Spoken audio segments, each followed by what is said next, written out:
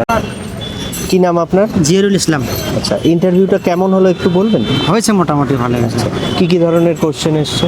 Question তেমন বেশি ধরে নেই, এদিকে সরে। জাস্ট নাম ঠিকানা জিজ্ঞাসা করেছে, আর হচ্ছে বাচ্চারা স্কুলে আসতে চাইছে না, তার কী করে স্কুলে আনবেন এটা জিজ্ঞাসা। একটা মানুষ শরীর সম্পর্কে ডেমো দিতে বলেছে। প্রথমে জিজ্ঞাসা করেছিল যে কী কী মানে বিজ্ঞানে কী কী রয়েছে, সেই বিষয়গুলো বলার পর তারপর বললো যে মানুষ শরীর সম্পর্কে একটা ডেমো দাও। ডেমো দেওয়ার পর বললো তো ঠিক আছে। আর বেশি কিছু জিজ্ঞেস করেনি, আর কিছু জিজ্ঞেস তেমন কিছু জিজ্ঞেস করেনি। আচ্ছা, আপনি কোন সাবজেক্টের স্টুডেন্ট? আমি ইংলিশ। ইংলিশে। ওখান থেকে কিছু আসেনি ইংলিশ থেকে? ইংলিশ থেকে হ্যাঁ, পঞ্চম শ্রেণীর থেকে বলছিল কী কী রয়েছে। হ্যাঁ, আমি বলছি যে গ্রামার না টেক্সট, গ্রামার টেক্সট দুটাই।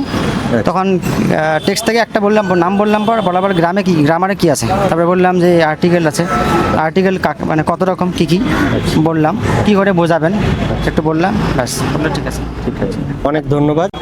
এবং শিক্ষার্থীরা আদর্শ শিক্ষক পাবে, যে ঘাটতিটা আছে ব্যালেন্সটা ইকুয়ালিটি চলে আসবে। ঠিক আছে, ধন্যবাদ।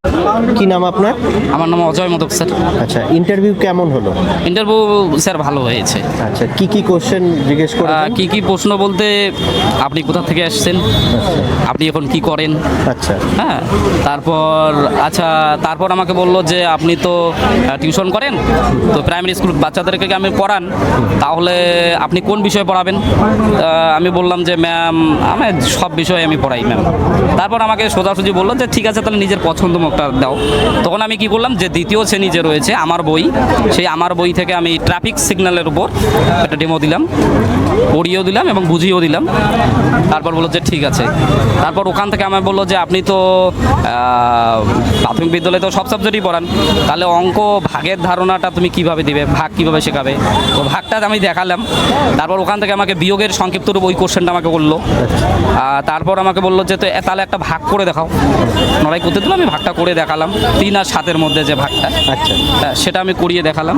যে বললো যে হ্যাঁ 3 দিয়ে তো 7কে ভাগ যাবে না, কারণ কিছু তো অবশিষ্ট থাকবে, এটা সমানভাবে ভাগ করানো যায় না। ঠিক আছে। তারপর ওখান থেকে আমাকে জিজ্ঞাসা করলো যে আচ্ছা, তখন ম্যাম আমাকে জিজ্ঞেস করছে যে আচ্ছা আপনি কোথা থেকে এসেছেন? তখন আমি বললাম।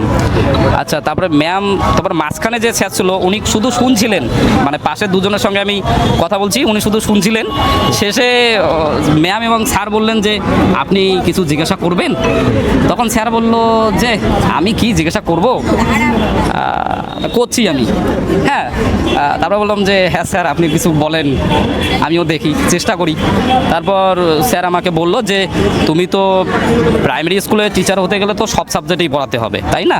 বললাম হ্যাঁ স্যার। তাহলে আপনি আমাদের পরিবেশ বিজ্ঞান আপনি পড়িয়েছেন? হ্যাঁ স্যার পড়িয়েছি। তো বললো যে ভেষজ উদ্ভিদ, এই যে ভেষজ উদ্ভিদ যে তুলসীর গাছটা রয়েছে, এই তুলসীর গাছ আমরা কেন ব্যবহার করব? মানে আমরা ছাত্রছাত্রীদের কেন শেখাবো যে তুলসীর পাতাটা খেতে হবে?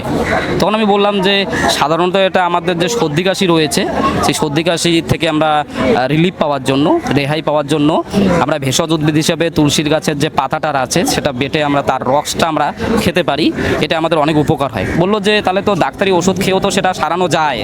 তখন আমি বললাম যে ডাক্তারি ওষুধ খেলে তো স্যার ওটা সাইড এফেক্ট আছে, মানে ওটা হয়তো আমাদের ক্ষণিক সময়ের মধ্যে ওষুধটা সারবে, কিন্তু এর ফলাফল আমাদের পেতে হবে, সাইড ইফেক্টটা রয়েছে।